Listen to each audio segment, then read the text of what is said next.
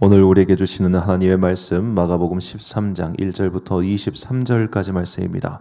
마가복음 13장 1절부터 23절까지 말씀. 저와 함께 한 절씩 교독하시겠습니다.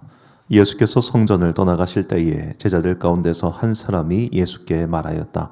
선생님 보십시오. 얼마나 굉장한 돌입니까? 얼마나 굉장한 건물들입니까? 예수께서 그에게 말씀하셨다. 너는 이 큰 건물들을 보고 있느냐? 여기에 돌 하나도 돌 위에 남지 않고 다 무너질 것이다. 예수께서 올리브산에서 성전을 마주보고 앉아 계실 때에 베드로와 야고보와 요한과 안드레가 따로 예수께 물었다. 우리에게 말씀해 주십시오. 이런 일이 언제 일어나겠습니까? 또 이런 일들이 이루어지려고 할 때에는 무슨 징조가 있겠습니까? 예수께서 그들에게 말씀하셨다. 누구에게도 속지 않도록 조심하여라. 많은 사람이 내 이름으로 와서는 내가 그리스도다 하면서 많은 사람을 속일 것이다.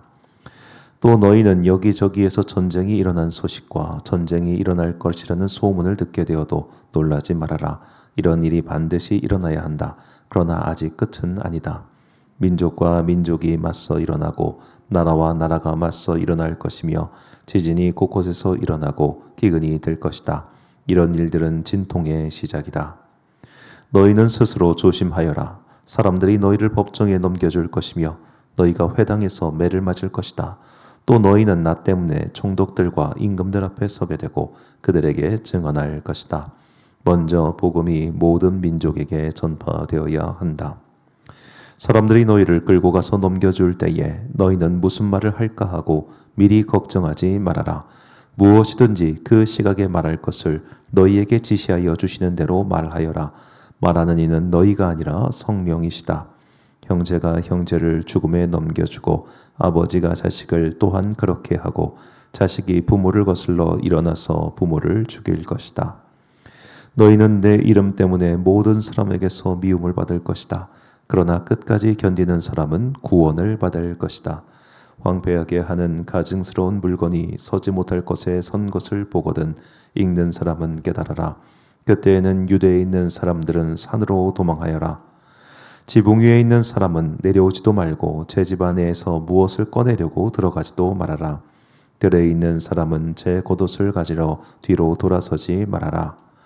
그 날에는 아이벤 여자들과 젖먹이가 딸린 여자들은 불행하다. 이 일이 겨울에 일어나지 않도록 기도하여라. 그날에 환난이 닥칠 것인데 그런 환난은 하나님께서 세상을 창조하신 이래로 지금까지 없었고 앞으로도 없을 것이다. 주님께서 그 날들을 줄여주지 않으셨다면 구원받을 사람이 하나도 없을 것이다. 그러나 주님께서는 주님이 뽑으신 택받은 사람들을 위하여 그 날들을 줄여주셨다.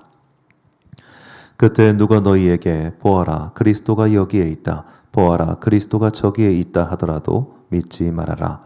거짓 그리스도들과 거짓 예언자들이 일어나 표징들과 기적들을 행하여 묘해서 할 수만 있으면 선택받은 사람들을 홀리려 할 것이다. 함께 읽습니다. 그러므로 너희는 조심하여라. 내가 이 모든 일을 너희에게 미리 말하여 둔다. 아멘. 보이지 않는 세계를 향하여 라는 제목으로 하나님의 말씀 선포하겠습니다. 스페인 바르셀로나에 가면 세계에서 가장 유명한 건축물 중 하나를 볼 수 있는데 안토니오 가우디라고 하는 설계사가 만들어낸 이제 정확히 사그라다 파밀리아라고 성가족 대성당이라는 성당이 있습니다. 이게 완공이 144년째 짓고 있던가 그런데 완공이 되면 세계에서 가장 높은 성당이 될 겁니다. 이 내부에 들어가 보면 천장이 엄청나게 높습니다. 거의 한 아파트 7평층 높이는 되는 것 같았어요. 천장을 쭉 보고 있으면 고개가 아플 정도인데 여기에 스테인드 글라스도 정말 멋지긴 합니다만 이 가우디가 내부의 기둥을 디자인할 때 나무처럼 디자인을 했습니다. 그래서 내부에 들어가 보시면 굉장히 약간 숲속에 온 듯한 정말 신비로운 기분이 드는데요. 자, 이런 식의 건축물, 그러니까 천장을 특히 높게 설계하고 삐죽삐죽하게 지은 것을 고딕 양식이라고 하죠. 가장 유명한 게 노트르담 대성당 같은 그런 성당들이 있습니다. 그렇게 압도적으로 천장을 우리가 5층 높이, 6층 높이의 천장을 볼 일이 거의 없잖아요. 그렇게 천장을 높게 설계함으로써 예배를 드리러 이제 들어갔던 인간이 신의 위엄 속에 압도당할 수 있는 그런 건축물들을 만드는 게 성당의 특징들입니다. 대부분의 그 세계 유명한 성당들은 천장 높이가 우아할 정도로 큽니다. 자, 그렇게 큰 건축물, 특히 이제 우리의 상상을 초월할 정도로 큰 압도하는 사이즈의 건축물을 보면 사람들이 그 건축물의 위용에 놀라고, 또 그런 건축물들은 정말 말로 형용할 수 없는 그런 특별한 게 있습니다. 자, 그런 유명한 건축물들을 왜 권력자들은 열심히 만들었을까요? 자기의 위엄을 드러내기 위해서, 백성들에게 나 이렇게 큰 건축물을 지을 수 있을 정도로 힘센 사람이야, 그러니까 너희들은 내 말 잘 들어야 돼 라는 의도가 깔려 있었습니다. 그래서 대부분의 유명한 독재자들은 그렇게 큰 건축물을 만드는 걸 좋아하죠. 우리 저 북쪽으로 올라가면 거기 계신 수령님께서도 막 어마어마한 동상 세우지 않습니까? 그런 식으로 독재자들은 건축물을 통해서 자신의 위엄들을 드러냅니다. 그리고 사람들은 그렇게 높고 큰 건축물 앞에 보면은 탁 마음이 위축된다는 거죠. 자, 오늘 본문에서도 독재자 헤롯 대왕이 사실은 백성들의 환심을 사기 위해서 건축한 성전을 보고 제자들이 예수님께 말합니다. 본문 1절 말씀 보니까 예수께서 성전에서 나가실 때에 제자 중 하나가 이르되 선생님이여 보소서, 이 돌들이 어떠하며 이 건물들이 어떠하니까. 자, 헤롯 대왕은 그 당시에 거의 유명무실해진 아주 낡고 초라했던 수르바벨의 제2성전을 과감하게 리모델링합니다. 그래서 어떤 사람들은 축구장 2개 크기였다, 어떤 사람들은 3개 크기였다라고 하는데, 그 당시 유대인들이 볼 수 있는 가장 큰 건축물을 예루살렘에다가 지은 겁니다. 자, 그렇게 거대한 건축물을 지어 놓으니까 이 헤롯 대왕은 유대인 출신이 아니에요. 이두메, 그러니까 에돔 사람인데 그의 부인이 이제 그 이스라엘 왕조의 공주였기 때문에 유대인이랑 결혼했으니까 유대인으로 쳐줘야 되나 말아야 되나 약간 좀 그런 애매한 감정이 있는 상태에서 유대인들의 환심을 사기 위해 성전을 크게 지어 놓으니까 사람들이 와 하고 좋아했던 겁니다. 자, 그런데 그 당시에 헤롯 대왕이 지은 유대 성전이라고 하는 것은 그 당대에 거의 비슷한 때에 지어진 콜로세움 같은 거에 비한다면 굉장히 초라한 건물이었습니다. 콜로세움이 지금도 저 정도인데 그때 다 저기 한창 할 때는 저기서 해상전까지 벌였다고 하니까 어마어마했겠죠. 로마의 판테온과 같은 그런 엄청난 건물, 지금까지도 남아 있어서 관광객들을 끄는 저 어마어마한 석조 건물에 비한다면 헤롯 대왕이 지은 유대인들의 성전은 그냥 로마인들이 봤을 때는 뭐야 할 정도로 작은 건물에 불과했습니다. 그런데 그런 작은 건물도 그 당시 시골 벽촌에 불과했던 유대인들이 볼 때에는 이야 할 정도로 크다는 거죠. 당장 그때로부터 1000몇백 년 전에 지은 이집트의 피라미드에 비한다면 유대인의 성전은 건물 축에도 못 들어갈 겁니다. 그 정도로 작은 건물입니다. 그런데도 사람들은 이야 합니다. 자, 이것이 눈에 보이는 대로 그것을 따라가는 자들의 특징입니다. 눈에 보이는 것만 좋아합니다. 당장 내 눈에 볼 때 엄청 큽니다. 그럼 그거를 쫓아갑니다. 그리고 그것보다 더 큰 게 나타납니다. 그럼 또 그거를 쫓아갑니다. 눈에 보이는 현상, 눈에 보이는 결과, 눈에 보이는 열매, 이런 것만 쫓아가는 인생들은 더 큰 게 오면은 그리로 싹 붙지요. 이것이 믿음 없는 사람들의 삶입니다. 믿음 없는 사람들은 눈에 보이는 것을 쫓아가지요. 그렇기 때문에 믿음이 없는 사람들이 사실은 이적과 기사를 통해서 나타나는 현상을 보고 거짓 선지자들에게 매혹당하는 겁니다. 본문 22절 말씀입니다. 거짓 그리스도들과 거짓 선지자들이 일어나서 이적과 기사를 행하여 할 수만 있으면 택하신 자들을 미혹하려 하리라. 이적과 기사의 몰두하는 사람들, 눈에 보이는 것을 쫓아가는 사람들은 바로 그런 것에 금방금방 넘어가게 됩니다. 신기하니까요. 무당을 좋아하는 사람들도 그 사람들이 뭔가를 맞추고 신기하니까 따라가는 겁니다. 이성적인 것, 말씀에 따라서 움직이는 게 아니라 당장 눈에 보이는 현상과 결과만을 쫓아가는 사람들이 분명히 있습니다. 제가 자주 인용해서 말씀드리는데 우리나라 이단 사이비가 성장했을 때는 항상 그 시작에는 이적과 기사가 있습니다. 지금이야 정말 추잡스러운 사람의 대명사로 찍혀버린 JMS 정명석 씨. 그 정명석 씨 형이 저희 교단 목사입니다. 노회장까지 했던 사람입니다. 제가 그분을 실제로 봤습니다. 정명석 씨가 충남 금산 사람인데 이 사람이 이제 신촌 쪽에서 처음에 그걸 시작을 했어요. 그 교세가 커진 이유가 뭐냐면 이 사람을 통해서 기적이 나타났기 때문입니다. 예언을 하고 날씨를 맞추고 앞날을 예견하고 그랬대요. 그래서 초창기의 멤버가 확 불어나게 된 겁니다. 대부분의 이단 사이비 교주들에게 이런 일들이 있었습니다. 그러니까 핵심 멤버들이 그걸 믿고 따라간 겁니다. 그러다가 나중에 어떻게 되냐?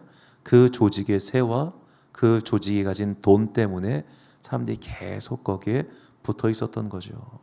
실제로 뭐 그 JMS 피해자다 하시는 그 피해자분들의 어떤 증언이나 내용을 보면 아는 누나, 가니까 사람이 많아서, 가니까 뭐가 있길래, 가니까 뭐 젊은이들 또래도 많고 특히 좋은 대학 출신들의 누가 있으니까 저렇게 좋은 대학 다니는 언니, 오빠, 누나들이 다니는 곳이면 뭐 이상하지 않겠다 해가지고 그렇게 해서 불어난 거예요. 신천지도 그렇고 JMS도 그렇고 통일교도 다 그렇습니다. 통일교도 신천에서 시작했고 JMS도 신촌에서 시작했습니다. 거기서 연세대학교 이대 학생들 그런 애들 위주로 이렇게 해가지고 포섭을 해서 새를 불린 거란 말이에요. 보이는 것, 보이는 학벌, 보이는 지역, 보이는 교세, 보이는 건물, 그러다 보니까 사람들이 계속 여기에서 끌어당김을 당한 것이죠. 보이는 건물에 현혹된 사람들, 보이는 세계에 현혹된 사람들은 눈앞에 보이는 이적과 기사에도 현혹당하고 그래서 거짓 선지자들의 먹잇감이 되는 겁니다. 보이는 세계를 쫓는 사람들의 결말이 이러합니다. 그렇기 때문에 우리의 믿음 생활은 기본적으로 보이지 않는 세계를 향한 믿음이어야 합니다. 우리가 왜 기도할 때 눈을 감겠습니까? 보이지 않는 세계를 향한 믿음의 표현이 기도할 때 눈 감는 겁니다. 얼마든지 우리는 눈 뜨고 기도할 수 있습니다. 하지만 보이지 않는 세계를 믿기 때문에 이 시각이라든가 하는 것이 별 의미가 없다는 것을 우리가 몸으로써 훈련하는 것이죠. 인간은 자신의 외부의 정보의 90% 이상을 시각으로 얻습니다. 그렇기 때문에 이 시각이 없는 사람들은 일상생활 자체가 거의 불가능해지는 것이죠. 우리가 말을 못하거나 귀를 듣지 못해도 우리가 일상생활에 지장이 크지만 눈이 보이지 않는 것에 비할 바는 아니지 않습니까? 자, 그래서 우리한테 무언가를 본다고 하는 행위는 굉장히 중요한 겁니다. 그런데 우리는 일부러 이것을 차단합니다. 보이지 않는 세계가 더 크고 보이지 않는 세계의 도움과 보이지 않는 세계를 지향하는 마음이 우리 안에 있어야 이 믿음이 유지될 수 있기 때문입니다.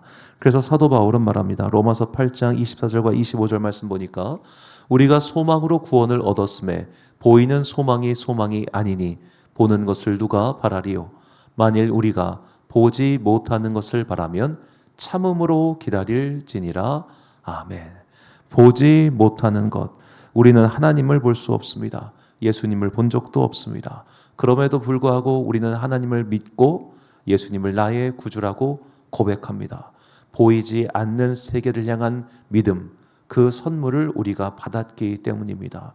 그러므로 우리의 마음과 우리의 시선은 언제나 보이지 않는 세계를 향해 있어야 합니다.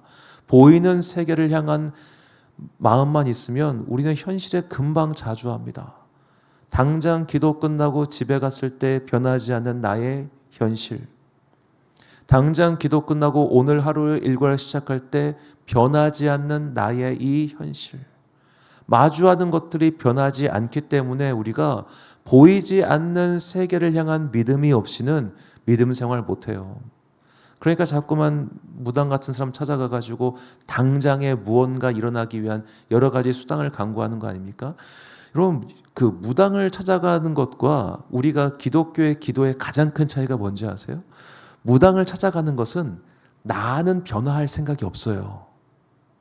나는 변화할 생각이 없는 거예요. 그러니까 그 사람에게 부적을 사든 나무를 뿌리를 뽑아 뽑든 간에 나는 변하기 싫어. 네가 무언가를 일으켜. 이게 무당한테 구하는 거예요. 그런데 하나님을 향한 기도는 다릅니다. 그분을 향한 기도는 궁극적으로 내가 변하는 겁니다. 내가. 기도하는 내가. 보이지 않는 세계를 믿기 때문에 행동이 변하고, 보이지 않는 세계를 믿기 때문에 가치관이 변하고, 보이지 않는 세계를 믿기 때문에 우리의 언행 심사가 다 달라지는 겁니다. 우리가 하나님께 드리는 기도는 결국 나를 변화시킵니다. 그래서 내가 만나는 세계의 양상을 변화시킵니다. 보이지 않는 세계를 믿고 나니까 이 보이는 세계 속에서 일들이 달리 보이는 겁니다. 보이지 않는 세계를 믿지 않으면 자식들 꼴 못 봅니다. 언젠가는 주님께서 너를 만져주시겠지라는 마음으로 우리가 기다리게 되잖아요.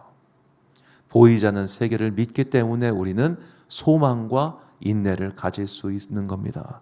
이 보이지 않는 세계를 향한 믿음을 잘 보여줬던 사람이 종교개혁자 마르틴 루터입니다. 종교개혁자 마르틴 루터가 이제 그가 일으킨 종교개혁의 불꽃이 독일을 타오르게 하기 시작합니다. 그러자 그 당시 독일을 맡고 있었던 이 신성 로마 제국 황제가 그 움직임에 불편한 기색을 내세웁니다. 왜냐하면 그는 스페인과 오스트리아와 독일을 다스리는 황제였는데 이 나라들은 전부 다 지금도 가톨릭 교세가 강한 곳이거든요. 그런데 그 독일에서 뭔가 이제 가톨릭이 아닌 다른 걸 믿겠다라고 하는 그런 움직임이 일어나자 얘 입 좀 다물게 시키지 않으면 큰일 나겠는 걸 해가지고 이 오늘날 독일 서쪽에 있는 보름스라고 하는 도시에서 루터를 소환합니다. 너희 좀 와봐. 안 오면 죽는 거죠. 자, 그 소환장을 받았을 때 루터의 친구들은 너 도망가라고, 가면 반드시 죽는다고 라고 했는데 루터는 그럼에도 불구하고 그 소환장에 응해서 갑니다. 그 보름스로 향하는 마차 안에서 루터는 굉장히 죽음의 공포를 느낍니다. 너무 무서웠던 거죠. 일개 시골의 수사. 지금도 비트메르크 가보면 그냥 천안시 한 구만도 못할 정도로 굉장히 작은 마을입니다. 한 바퀴 도는데 10시간도 안 걸립니다. 그렇게 작은 도시의 수사였던 마르틴 루터가 그 독일과 스페인과 오스트리아를 다스리는 황제의 소환장을 받고 가고 있으니 그거를 죽이는 건 일도 아닙니다. 그렇게 너무나 쉬운 정말 파리 목숨 같은 자신의 상황 속에서 그는 기도하고 기도하는 중에 그가 깨달은 게 십자가의 신학이라는 겁니다. 십자가의 영광, 즉 부활의 영광에 이르기 위해서는 그 전에 십자가에서의 죽음이 필요하다. 죽음 이후에 영광이 있다. 그러므로 삶의 고난에서 눈 돌리지 말아야겠다. 이걸 그가 깨닫고 이제 보름스 회의장에 들어서서 유명하게 자기의 신앙을 변호하죠. 이때 당시 남긴 사파들이 이런 게 있는데 저는 그래서 이랬었나 보다라고 생각을 했습니다. 그런데 이제 보름스에 가면은 그 당시 루터가 썼던 카이저 돔이라고 하는 그 성당이 아직도 있습니다. 저게 성당인데 성이에요, 성. 어마어마하게 큽니다. 어마어마하게. 이렇게 엄청나게 큰 건축물 아래에서 황제와 그리고 로마 교황의 대리인들이 모여 있었습니다. 거기서 그에게 압박을 가합니다. 너 이거 포기해. 너 네 주장 철회. 라고 했을 때 루터가 마침내 이렇게 대답을 합니다. 나는 내가 인용한 성경의 말씀에 사로잡혀 있고 나의 양심은 하나님의 말씀에 의해 사로잡힌 바 되었습니다. 나는 철회할 수도 없거니와 철회하지도 않겠습니다. 왜냐하면 자기 자신의 양심에 불복하는 것은 옳은 것도 안전한 것도 아니기 때문입니다. 하나님, 내가 여기 서 있습니다.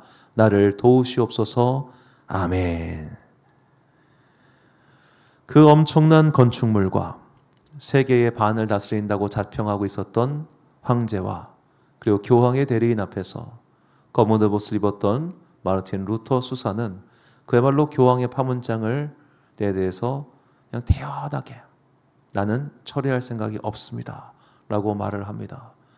그에게는 보이지 않는 세계를 향한 굳건한 믿음이 있었기 때문에 보이는 세계의 권력자들과 보이는 세계의 권위 따위에 흔들리지 않았던 것입니다. 모든 믿음의 사람들이 이러했습니다. 그렇게 우리도 보이지 않는 세계를 향한 굳건한 믿음을 가져야 합니다. 하나님의 나라, 천국, 하나님의 살아계심, 그분의 도우심, 그리고 하나님의 섭리, 지금 당장은 우리가 알 수 없지만 반드시 선하게 모든 것을 합력하여 이루실 그분의 능력, 이런 것들을 믿는 믿음이 있을 때 우리는 보이는 세계의 여러 가지 일들 때문에 마음이 꺾이거나 마음이 상할지언정 믿음이 사라지지는 않게 될 것입니다. 오늘 우리의 현실이 오늘 내가 소망하는 바, 기대하는 바와 다를지라도 보이지 않는 세계가 있고 그 세계 속에서 결국 이 땅을 바르게 다스리실 하나님의 섭리와 계획을 믿으며 오늘 하루를 믿음으로 승리하는 여러분과 제가 되시기를 주님의 이름으로 축원합니다. 결단의 말씀 시편 27편 13절과 14절 말씀 함께 봉독하겠습니다. 시작. 내가 산자들의 땅에서 여호와의 선하심을 보게 될 줄 확실히 믿었도다. 너는 여호와를 기다릴지어다. 강하고 담대하며 여호와를 기다릴지어다. 아멘. 사랑하는 지혜빛 광성교회 성도 여러분, 그리고 이 새벽 함께 깨우고 계신 귀한 주님의 자녀 여러분, 보이지 않는 세계가 분명히 있습니다. 그리고 하나님의 섭리와 다스리심이 있습니다. 그것을 믿을 수 있는 믿음을 얻기 위해 평생 기도합시다. 그 믿음이 굳건하면 우리는 보이는 세계의 일들 따위에 흔들리지 않게 될 것입니다. 내 눈앞에 있는 사람의 일로 말미암아 마음이 크게 상하지도 않을 것입니다. 보이지 않는 세계를 향한 굳건한 믿음을 가지고 이 보이는 세계 속에서 일하실 하나님의 역사하심을 기다리며 믿음의 승리를 취하는 여러분과 제가 되시기를 주님의 이름으로 축원합니다. 기도하겠습니다. 사랑과 은혜가 풍성하신 아버지 하나님, 우리에게 보이지 않는 세계를 향한 작은 믿음을 주셔서 감사합니다. 이제 더욱더 확실하고 굳건한 믿음을 가지고 보이지 않는 세계를 향한 믿음이 커지도록 열심히 기도하겠습니다. 그러니 주님, 그 세계를 더 잘 보고 더 잘 들을 수 있고 더 확실하게 믿을 수 있도록 우리의 마음 가운데 성령님의 임재를 선물로 내려 주시옵소서. 내 마음의 빈자리, 내 마음의 갈라진 자리, 특히 내 마음에 지친 그 자리에 성령께서 생수의 강을 부으사 다시 한번 믿음과 소망을 가지고 하나님 나라를 향해 열심히 달려갈 수 있는 믿음의 자녀들 되게 하여 주옵소서. 오늘도 각자의 삶의 자리에서 열심히 살아가는 당신의 자녀들에게 복과 은혜를 내려 주옵소서. 세상의 삶이 녹록지 않사오니 주님께서 오늘을 살아가는 우리에게 성령의 은혜를 부으사 다시 한번 힘을 내어 삶의 소명을 향해 열심히 달려갈 수 있는 주의 자녀 되게 하여 주옵소서. 오늘 하루도 참 좋으신 우리 주님의 은총과 평강이 주의 자녀들과 함께 하시기를 간절히 소망하오며 이 모든 말씀 우리 구주 예수 그리스도의 이름으로 기도드립니다. 아멘. 오늘의 기도 제목입니다. 눈으로 볼 수 없기에 눈을 감고 기도합니다. 이 세상에 비밀이 감추어진 말씀의 증거들을 발견하게 하시고 믿음의 큰 위로와 힘을 얻게 달라고 함께 기도하겠습니다. 오늘 주신 기도의 제목 가지고 기도와 묵상에 힘쓰는 하루 되시길 바랍니다. 기도하겠습니다.